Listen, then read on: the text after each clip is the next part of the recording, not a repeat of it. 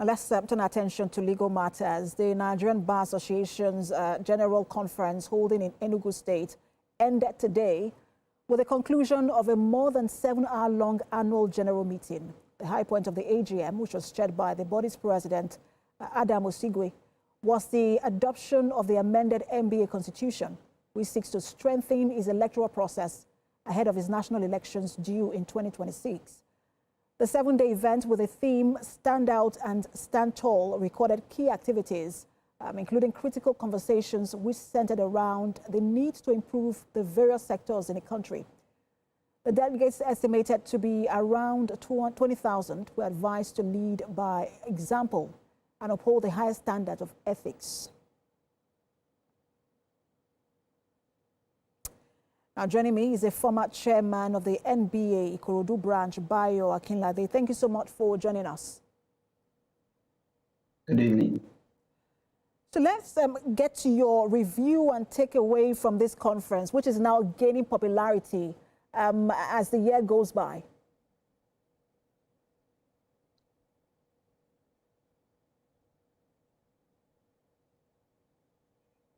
Mr. Bayo Akinlade, I just want to be sure that you can hear me. I was asking for your review and takeaway, or takeaways rather, from this year's NBA conference.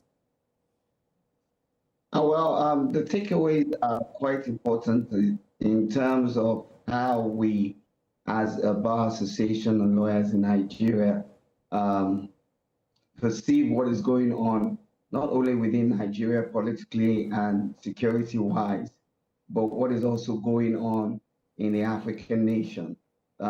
So we are realizing that whatever is done in Nigeria affects Africa as a whole. So I think that's one of the big things that we have here with the international speakers that we're also invited to come and join us. And this year we saw an interesting choice of speakers, especially you mentioned Julius Malema, who is well revered in Africa. But there are those who think that the conference itself is now becoming very partisan, beginning from 2023. How do you react to that? Well, we can't all agree as lawyers within the profession. A lot of what we see in the themes of our conferences each year depends on where the leadership of the bar is going at that particular time. So we see a situation where the leadership of the bar is thinking more Afrocentric. So the choice of speakers usually depends on the vision of the particular leadership in any given year. But is it really about the choice of the leadership, or just the body language of the leadership at these conferences towards whatever government of the day it is? Well, it's hard to say, because when we set up planning committees to look at the country and look at what we need to start talking about as lawyers, it is, yes, it's not devoid of what lawyers are perceiving is the political trajectory of this nation.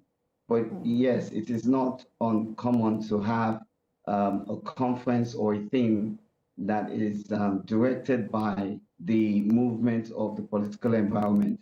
So yes, it is possible that we're also looking at, in our own way, through this conference, interpreting what is going on in Nigeria and how it affects the African nation. And let me get your thought, because again, interesting choice of speaker. Amongst other speakers, Julius Malema, I just want to get your thoughts on some of the things he said.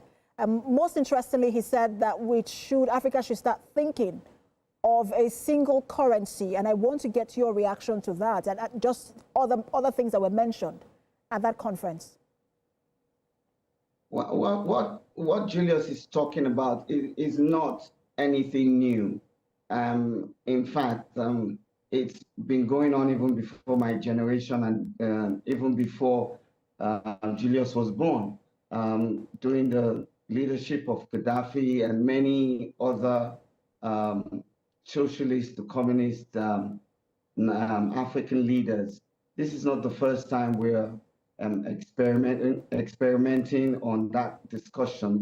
That discussion has been going on for years, and it has taken the back seat, but obviously Julius is bringing him back again to help, to kind of bring us, this new generation, to start thinking the way that the Gaddafi generation was thinking. I personally haven't traveled wide across Africa. I do not think that conversation is what we should be having now, but that's my own opinion. And we'll see how the NBA will lead the way in terms of driving integration in Africa. Thank you so much for your time. Always a pleasure to have you on. Adebayo Akinlade, former chairman, NBA Ikorodu branch.